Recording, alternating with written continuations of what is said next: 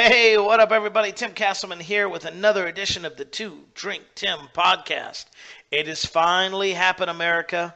The clouds have parted, the heavens have collided, and we have been accepted to the iTunes Podcast Network. Fake applause. Bravo, bravo. So, what that means for you is from now on until the end of time or the end of this podcast, you can get this podcast downloaded directly to you through iTunes. All I ask that you do is please, of course, give it a listen. And then if you like what you hear, please feel free to go and rate our podcast. That way it tells other people this is amazing. If you don't like what you hear, please feel free to go fuck yourself and find somebody else that's more boring to listen to. And I got to admit, I was a little nervous submitting this to iTunes, and it turns out to be a pretty painless process once you do a few critical things, which I'm sure I'll talk about at another time.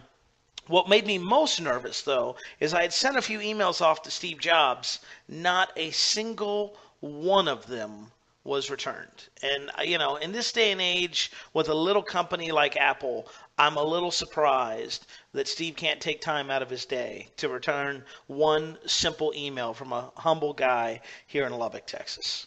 And as I'm halfway through that joke, I think, just got accepted to iTunes. Maybe, just maybe, I shouldn't be insulting the dead founder. Maybe, possibly. So with that, I want to announce, hey, thank you so much for listening to this podcast on MySpace, because that's probably the only place it's going to be listed to. So, as always, I thank you guys so much for your time and attention. I'm loving all of the amazing feedback that we're getting at the show. You guys inspire me to keep putting these out and inspire me to get cirrhosis of the liver, which is pretty much what I'm working on. I'm actually, a special edition of the 3 Drink podcast is going on right now because I have the ultimate first world problem. You see, my wife is going off to a concert with one of her friends today, so I was like, oh, okay, this is a perfect time. I'll just start drinking, and they'll leave, and then I can do the podcast. Well, I don't know if you've ever been with a girl in your life, right, but they're notoriously late, and my wife's friend was no exception. So my 2 drinks turned into 3, which now turns into almost 4, which turns into blackout drunk probably in less than 30 minutes, so we should probably get started. And I'm actually doing one other thing besides drinking more. I'm actually doing something else, and that is I'm doing this podcast early. That's right, through the magic of recorded VCR to 8-track to CD to Laserdisc to 4K connection, I'm actually recording this podcast a few days early, and there's a very good reason I am recording it early, and that is by the time that you're listening to this, I'll already be on vacation mode on my way to Cancun, Mexico, where I hope to be abducted and sold into slavery for a record low wage. Because let's be honest, 1, gringo, 2, belly, 3, my ideal of physical activity is like writing a check for someone to mow my lawn. So I don't exactly think I'm going to go so great on the old black market down there, right? Maybe they'll trade me for like a dime bag. Who knows? But I wanted to bring up Mexico for 2 reasons. The first, obviously, to rub it in your face. I'm going to Mexico. You're not. I mean, you're invited. They'll allow anyone in because apparently they allow anybody over here, right? And the second thing is to talk about today's topic, which is this.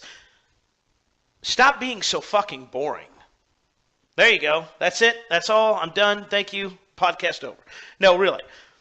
Today I want to talk to you about being boring, and how you should do everything within your power to stop being boring. Whether it becomes your videos, whether it becomes your emails, whether it becomes things like the 2 Drink Tim podcast, you have to go out of your way to be exciting in this day and age. And there's a lot of reasons why.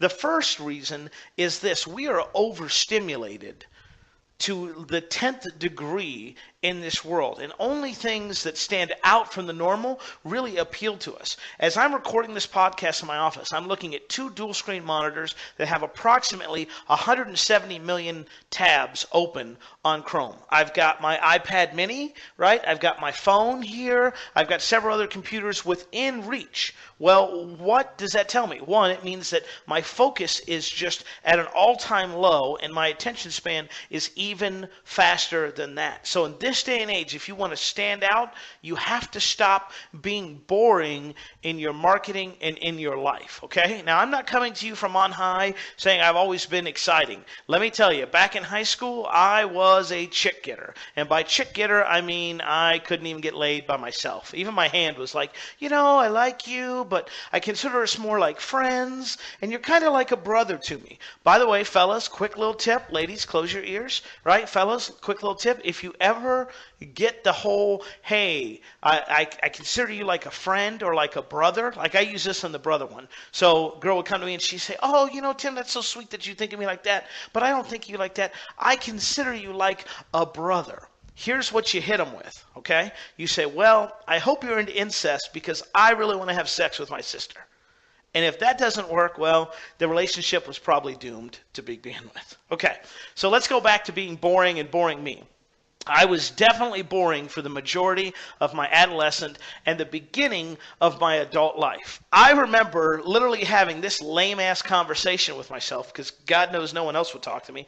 Back in 2008, I remember getting up one day and I had like some rubber-soled like deer skin slip-on shoes that I got at Walmart for like 7 cents, I'm sure. I had like gray sweatpants on and a black or gray hoodie. I think it was black because, when you've given up on your life, why do you need to match anymore, right?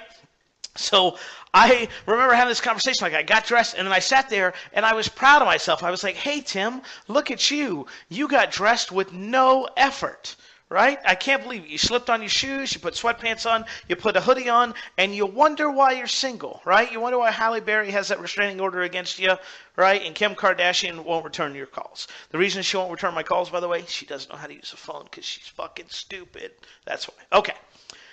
So it dawned on me, right, in between one of my hour-and-a-half long lovemaking sessions, also known as a shower, right, that maybe, just maybe, I might want to change my sad and pathetic existence into something a little more interesting.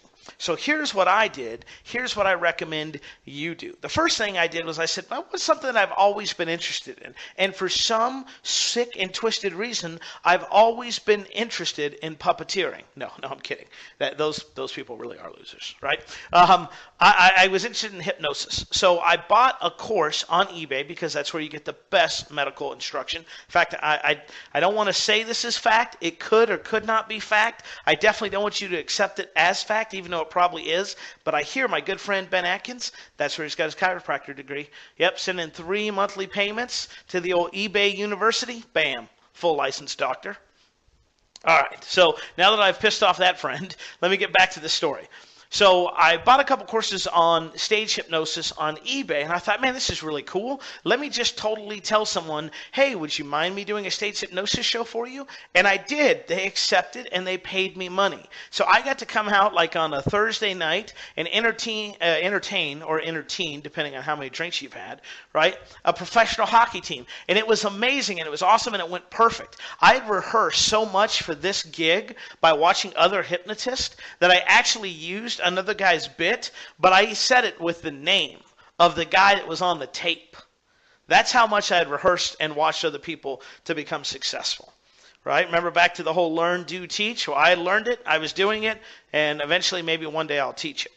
But what happened was I got a lot of notoriety from doing that one gig. So other businesses, other teams started calling me. More importantly, I got introduced to different social circuits, right? I was able to go to some team meetings. I'm actually still really good friends with one of the hockey players at that time. We had a blast. So not only did being interesting get my foot in the door with this team that I loved and adored and wanted to be, a super fan on, but it also got me into other people's lives and conversation. And from there, craziness and shenanigans ensued.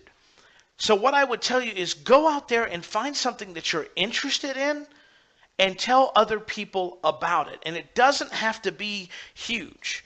Okay? For instance, I'm going to Mexico. I told you about it on the podcast. God knows I'll be posting about 1.5 million photos between now and the time I get back from Mexico, because you've never seen a drink in an umbrella. You've never seen someone's feet covered in sand. You've never seen sushi. You've never seen a customs agent. All of that crazy crap. Now, why do I do that? One, to create a memory for me, but two, to help other people experience the life that they want. Henry Thoreau said, people leave quiet lives of desperation. And I truly, truly believe that. You know, there's the whole midlife crisis at 30, right? And different things like that. People are silently screaming to get out of the life that they have. Think about this for a moment. The majority of lives probably go like this. They get up, they get the kids ready, they drive a ridiculous amount of time to get into work, they work at a job they hate, they go home, they have dinner, maybe if they're lucky they catch a show, they put the kids to bed, once a month they have sex with their significant other, then they take a shower, right, then they cry themselves to sleep, and they repeat that process 365 days a year. If I had to repeat that process 365 days a year for the rest of my life, I would off myself. Seriously. How many times, think about it in your life, how many times have you ever been like, this is it? Like, this is what I waited to be a kid, and I couldn't wait to become an adult for this so I could pay the water bill and the electric bill and maybe go out for 2-for-1 drinks on Friday night as my hair thins and my belly grows? Right, my significant other, you know, is like, oh, when did you decide to stop wearing makeup? And when did you think that Spanx was acceptable everywhere? And exactly when did you want to start rubbing our bellies together? Sadly, unfortunately, that's a majority of the people's lives out there.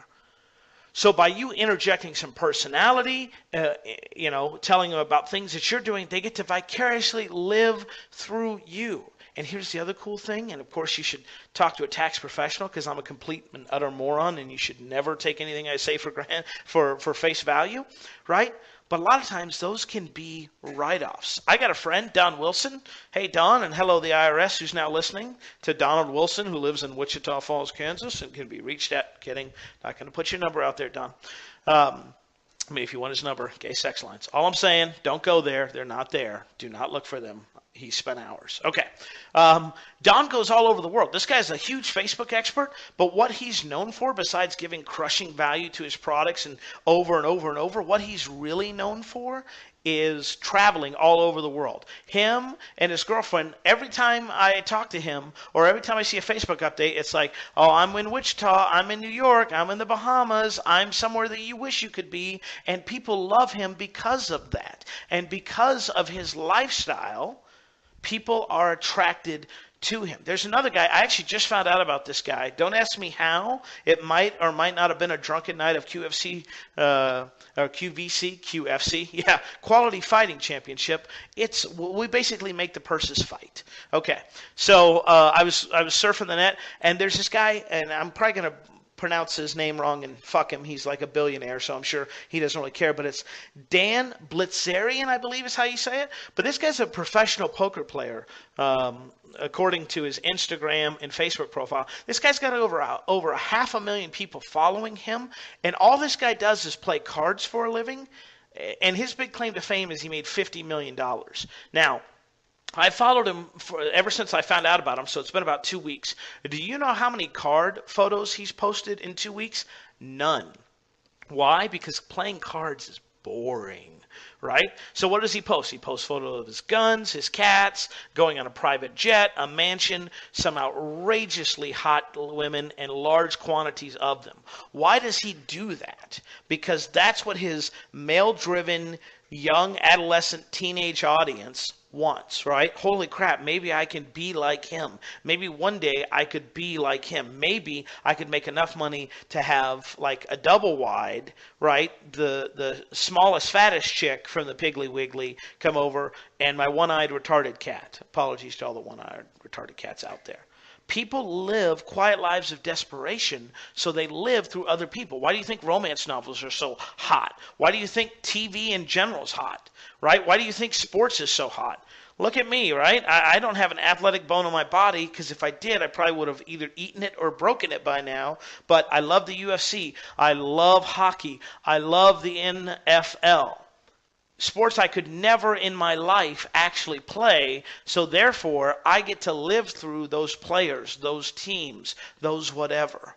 I'm not the only one that does it. You're not the only one that does it. Everybody and their mother does it, right? Think about Facebook. If you're on Facebook, I actually read a story the other day, right? It had a lot of pictures. That's why I read it. But it was talking about how Facebook is actually considered in the mental health community to be detrimental to patients' health and well-being. Here's why. Nobody on Facebook has a bad day unless all of your friends on Facebook have a bad day, in which case you need to get rid of those dumpster fires and upgrade your life a little.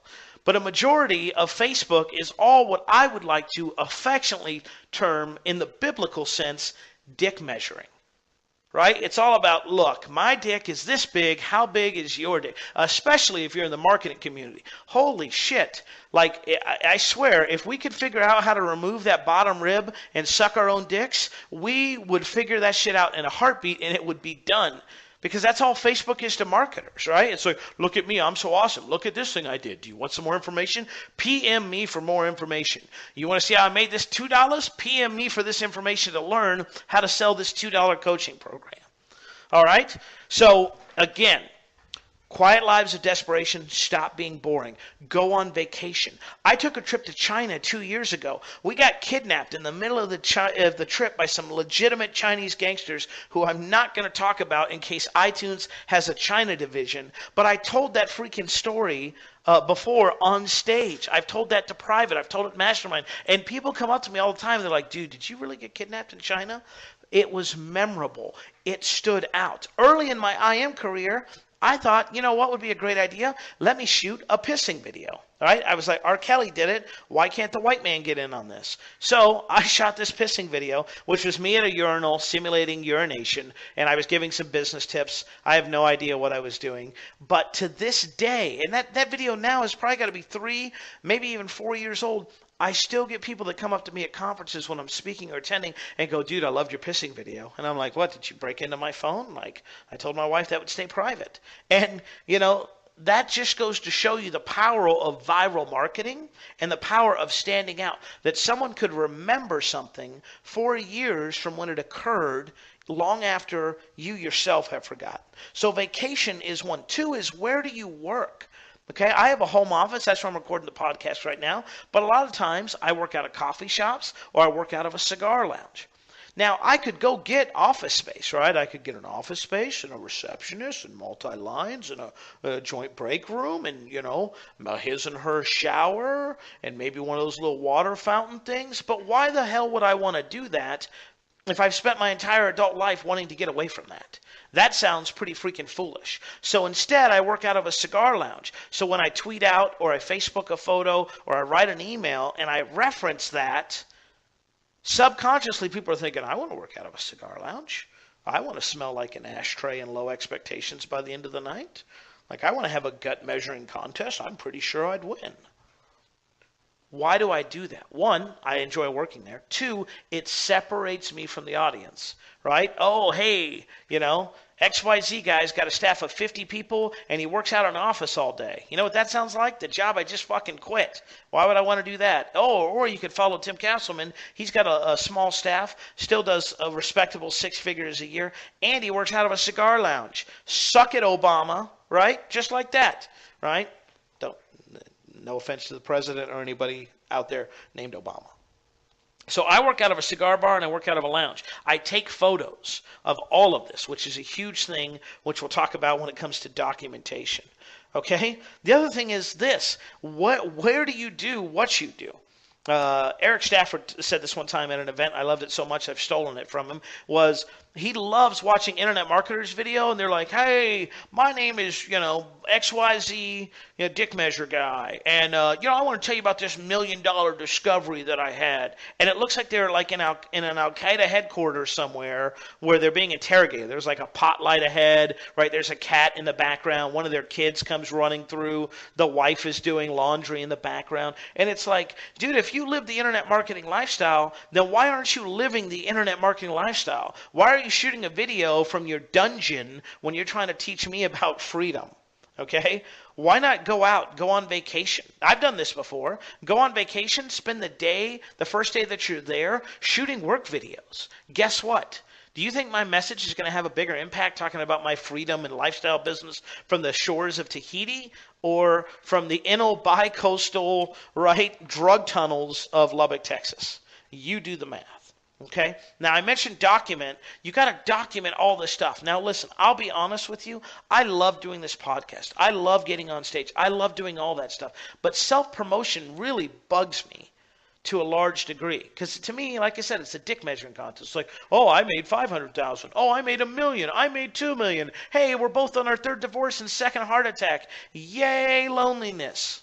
That doesn't sound fun, right? But you got to tell your own story because nobody else is going to tell it for you. And more importantly than that is making sure that you control the message that comes out. This is not the best time for a drink based on the story I'm about to tell you, but it's where we're going to take one anyway.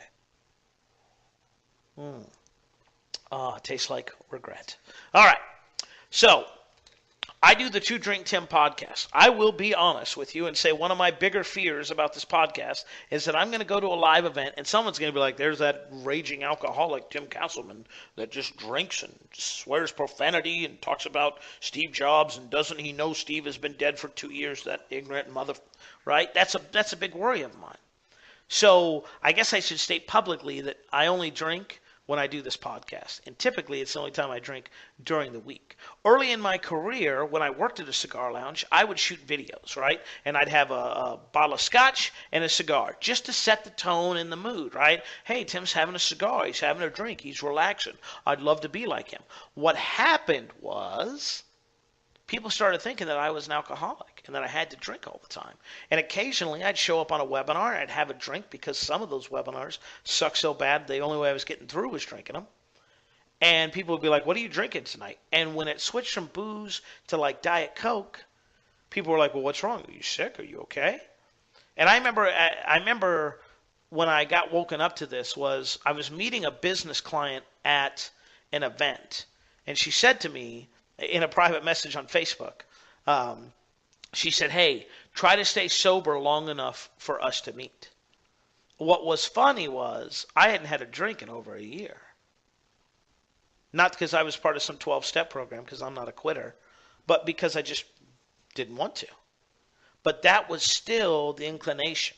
Despite all my business talents and acronyms and how awesome I was and how humongous my penis is and how great of a lover I am, right, and a father to my yet-to-be born children, people still remembered, hey, I remember you used to drink all the time on webinars and these videos. So if you don't control the conversation for your target audience, they're going to control it for you. Quick way to do that, think of the 5 things you want people to know about you. Put them out there as much as possible. Repeat them, bang them like they are a cheap drum that you sell on Amazon due to the amazing selling machine platform. Right? That's what you got to do. Ding, ding, ding. Now, that's what you got to do. Let's talk about what you don't need to do, okay? Number 1, you don't need to be a douche, okay? There is a thin line between contributor to human well-being and society and human piece of shit / spam. Nobody likes a one-way conversation, right? Imagine, right? Just imagine this. For some of you, you're going to really have to work hard on this. Imagine that there is a significant other in your life and you're in bed, right? And you're like, oh, baby, I just can't wait for this to happen, right? I think it's going to be amazing. Then you reach down, you slowly remove the undergarments, right? Am I the only one, by the way, that's got the light shut off and a candle going right now? Just me? Okay. Well, don't ruin the moment, right? And she's like, oh, baby, Tell me about your day. You're like, my name is Tim Castleman. Would you like to see how I made $64,000 in 30 days with no list, no hope, no talent, no experience, no money? I'm living paycheck to paycheck. I owe everybody and I can't even afford a home loan.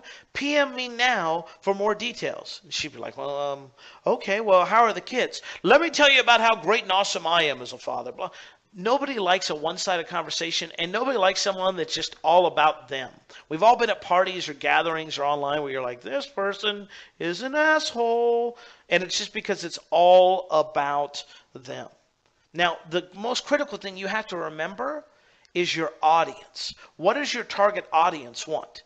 In internet marketing, they want to work less, make more. They want to quit their shitty job. They want to be able to have a nice meal without worrying about who's going to pay for it, right? Maybe they want to make some financial upgrades, pay for some past mistakes, whatever it is. So obviously, if you're interested about make money, and I'm like, let me tell you about Rembrandt and the amazing things that he created.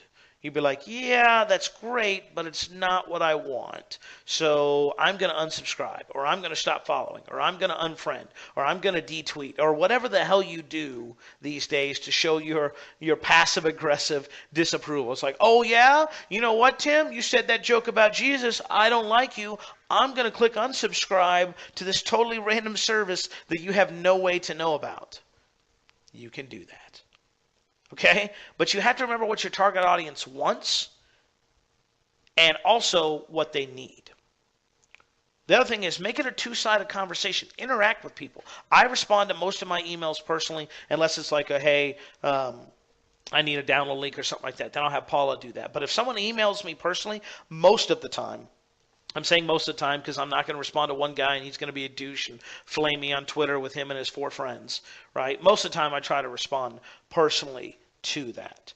It's important to have a two-way street and a two-way conversation. Always have that position of leader, and there's someone that they should aspire to, or the ladder of ascension, which we'll talk about in another podcast. But ultimately, you want to be that cool and approachable guy. The guys that make me laugh and make me the most proudest are the guys that go, hey, Tim, listen, I really can't wait to meet you at this event, and we can have a drink together.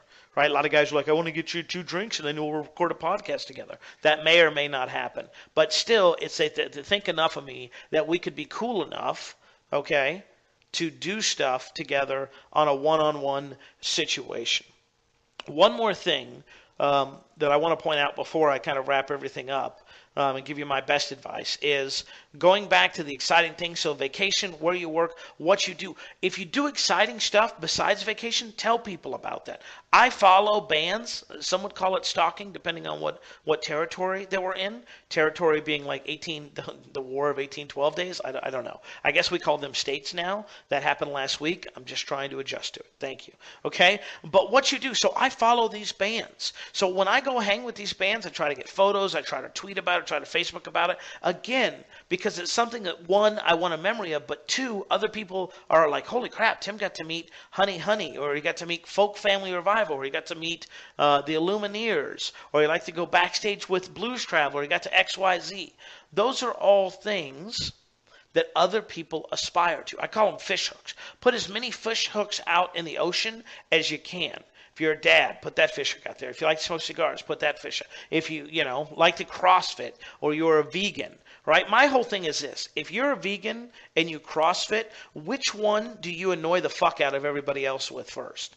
Do you tell them about how you don't eat meat and it's inhumane? Or do you tell them about the 30-second workout that you had today that made you puke and shit yourself at the same time, but you're at your personal max and you think it's amazing?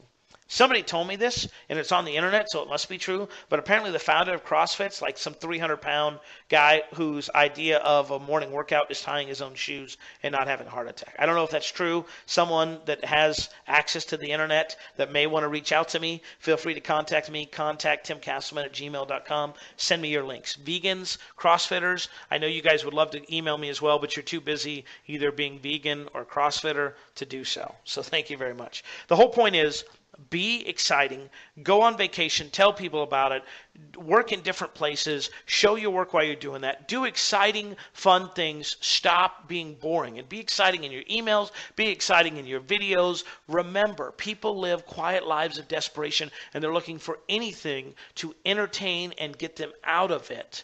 And if you are living the life they want to, then they will pay you to live the life you want to. That's a writer downer. Okay? If you're living the life that they want to, they will pay you for you to live your life. It's like, well, I'm never going to be a musician, but I can sponsor these guys for $500 and I can live through them and maybe I can meet them and I can hang out and I can have a fun and exciting experience.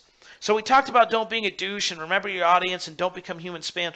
Let me tell you where I think the marketplace is going and what I have done within the past year that has been incredibly therapeutic and beneficial. And that is, I've just decided to say, I'm just going to be me. Right? This podcast is not for everyone. If you've listened this far, you're a true and dedicated listener, and I greatly appreciate it. Sadly, the mediocre majority probably won't be catching on to this podcast because it's offensive, and it talks about Jesus, and it drinks, and he swears, and last week he had marijuana on, and how do you even have marijuana on as a special guest? Right? But it's me, and I've always had this belief that I want to be the same guy on stage, maybe with just a little bit more energy and a little more amped up, as I am at the bar. Because we've all been there where you it's like my wife. She's going to this concert tonight, and it's a Christian group, and that's awesome. That's her thing. And if that's your thing, that's awesome too. Okay? But I've actually known a few of the Christian artists, and let me tell you something. Behind closed doors, they're sinning like the rest of us. Okay? In fact, they're the ones I normally go to get my advice. I'm like, hey, what's a Dutch rudder? Can you explain that to? Oh, that's it. Oh, okay. And you have 125 videos of it. Oh, okay, great. So what I would tell you to do is to be human. Okay, have your superpowers, which are things that you normally accomplish on a regular basis that makes people go, wow, that's awesome. I can't believe you can do that. But also be human.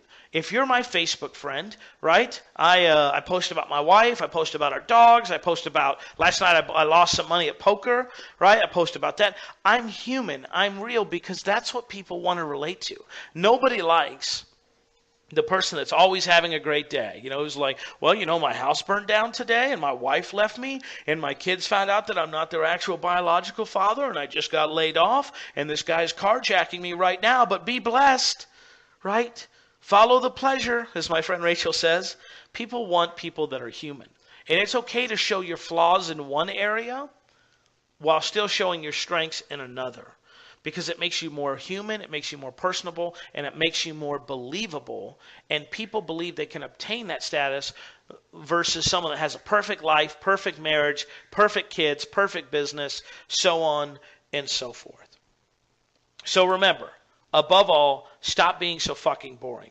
Go out and learn exciting things. If you don't have anything, pick something. Be like, man, it'd be really awesome if I became a UFC fighter. Go try and do that. People will love you for the attempt. You don't have to succeed.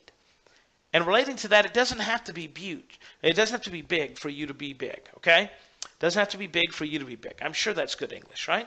No fifth drink for Tim Castleman, apparently. What I mean by that is, in this day and age, action equals accomplishment. I'll finish off with a story that's 100% true. About 6 months ago, my buddy Colin Terrio, Colin, thanks for listening, by the way, said, hey, you need to start doing this business journal. Every day you need to sit down with your thoughts and write them out. So I started doing that. To hold myself accountable, I take a daily photo of it. And I post it on Facebook, and I throw it through some Instagram filters so it doesn't look like I'm in a piece of shit coffee shop writing while all these homeless people look at me, which I may or may not be doing, right? Every day I'd post it. About week 2, I started getting emails. By week 3, I got people calling me. By week 4, every time I'd post, I'd get 4 or 5 people reaching out to me. Tim, what are you doing? What are you working on? What's going on? Man, that looks really exciting. You know what? I'm inspired by your dedication. I can't believe you're doing this. This is so revolutionary. I had good friends of mine that were texting me going, dude, I can't stand it anymore. What the fuck are you writing in that journal every single day? And if they knew the truth, they'd probably be underwhelmed. But here's the deal. The mere fact that I was willing to do something continuously for a set amount of time was amazing and revolutionary enough to people that they went out of their way to contact, comment, interact, and respect me as a result. all because I had the ability to stop my day for a predetermined amount of time and write long form into a journal. So as long as you can do that, ladies and gentlemen, then you can stop being boring and you can stand out from everybody else. And with that, we're going to bring the Two Drink Tim podcast to a close. I'm going to ask you again to download, review, tell your mama, tell your wife, tell everybody that the Two Drink Tim podcast is coming for them. Recommend that they download it.